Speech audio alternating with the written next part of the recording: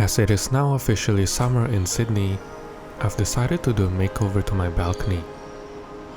It serves as an extension to my living room, where I like to do some writing, and to escape the busyness of everyday life with a good book and a nice cold drink. Occasionally, I like to slow down and end my day by watching the beautiful sunset view.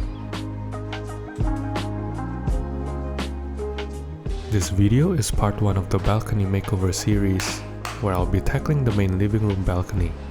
Stay tuned till the end to get a peek of what's to come.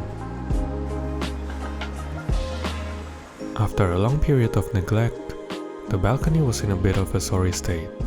While we are blessed with an amazing view, it is lacking in warmth and doesn't look inviting. Half of the space is also underutilized, with only a clothesline and a small camping chair. Before I started the project, I gathered some inspiration on Pinterest. While a lot of it is not applicable to a rental unit, I wanted to gather a bunch of smaller ideas that I can combine for my own balcony. The space itself has a north-facing orientation, measuring 4 by 2.3 meters for a total of 9.2 square meters. The goal is to have the balcony as a natural extension to the living room, where I can simply leave the door open on most days. The first step is to move all the furniture inside to make it easier to clean the dirt and tiles. Once I move them inside, I start vacuuming all the dust and dirt that I've accumulated over the past few months.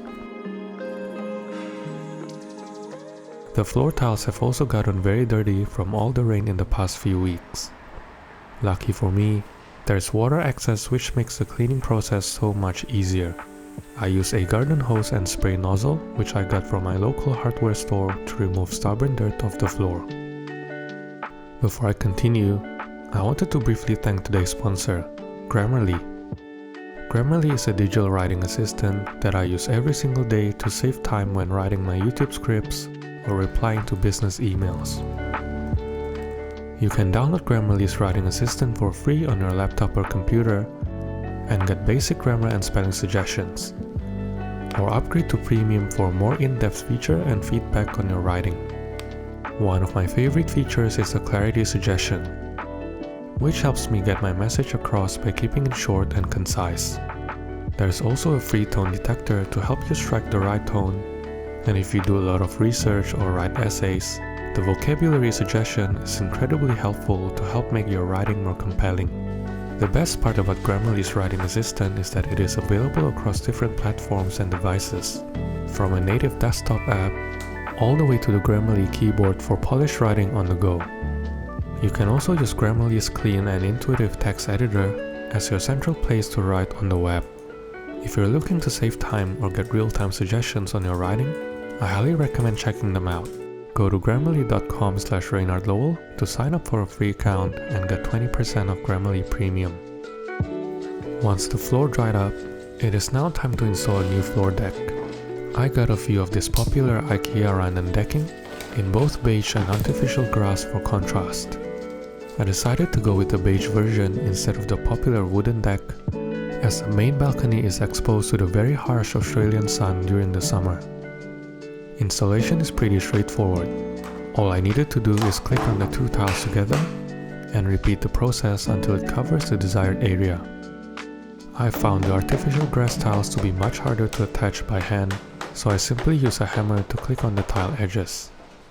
For the rest of the tiles, I went with a clean horizontal line instead of a crisscross pattern, as I didn't want it to look busy. The whole process took me less than 30 minutes to complete, and the balcony now looks so much better with just the decking installed. The grass tile only occupied the edges where I plan to place some potted plants to mimic a small garden area. Just beside the tap, I left out the tile as there seems to be some kind of fitting on the floor. Instead, I covered it up with a green hose, which blends quite well with the grass. I then moved back the dining table and chairs outside and left the other side empty to make way for new furniture, one of which is a nice 2-seater outdoor sofa that I got from Globe West on sale. I opted for the left arm version instead of a regular sofa to keep the other side open and have it function like a daybed. This way, I can sit down looking towards the view instead of the other side of the wall. To give some height to the blank wall, I got a variation of the Japanese maple tree called Inabashidare. It grows upright with a cascading form that makes it perfect in the corner as a little canopy. The tree also retained its beautiful crimson burgundy foliage throughout the season, which makes it perfect as a statement plant to provide a pop of color. The next day, I began working on adding some lighting to the space. Since we don't have any wires or sockets outdoor, I got this 10-meter outdoor festoon light from Temple & Webster that has a dedicated solar panel and battery. This way, I can have access to the lights at all times without having to manually plug them inside. To attach the lights to the wall, I got this outdoor command hooks that is both UV and water resistant. Make sure to first clean the surface with rubbing alcohol and let it dry before attaching the hooks.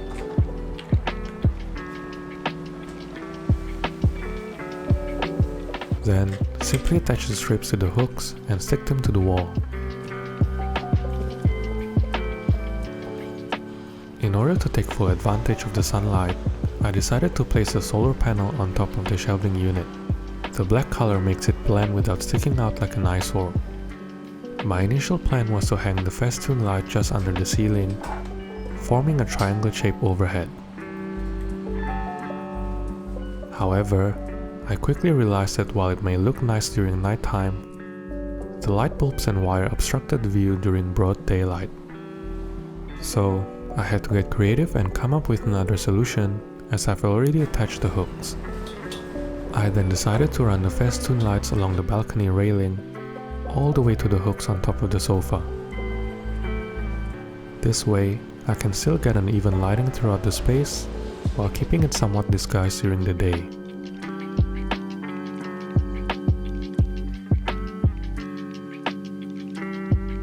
To decorate the other corner of the balcony, I got this cluster of 3 pots which were sent to me by a local Australian business called Slug. They are lightweight, made from a high quality polyresin blend, and also 100% carbon neutral. I styled them up with 2 cactuses and a jade plant, which are potted directly into the pots. The variation in shape and height creates a much needed visual interest and showcase the uniqueness of each plant. On the bottom of the shelving unit, I added another light source by using an LED mood light ball. It is also solar powered and can be charged manually during cloudy days. For the outdoor lounge, instead of getting a coffee table, I opted for this smaller side table from IKEA in order to save space while still being able to place drinks and books when needed. It is sturdy and has a handle which makes it easy to use and move around. As we often use the balcony to dry clothes that can't go in the dryer, I got this foldable drying rack from Brabantia that we can hang on the balcony rail. It has an adjustable arm with locking mechanism, which makes it suitable for a wide variety of situations.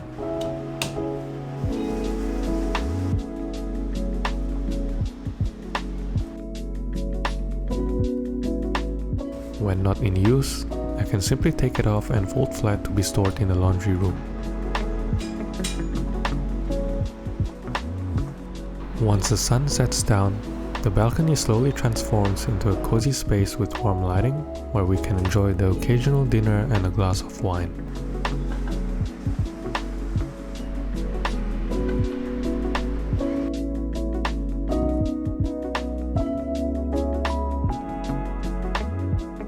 With everything completed, it is now time to take a look at some before and after. What was previously an underutilized and neglected balcony has now been transformed into a functional and welcoming space that serves as an extension to our living room.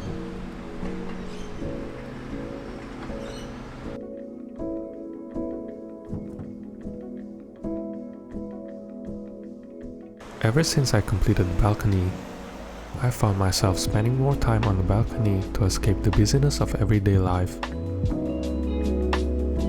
or to get some light work done in a different environment outside the office. And that concludes the first part of the balcony makeover. Over the next few weeks, I'll be transforming the second balcony into a tiny Japanese-inspired garden. Everything shown in this video will be linked in the description below. If you have any questions, please let me know in the comment section below, and I'll try my best to answer them. Thanks for watching, and I'll see you in the next one.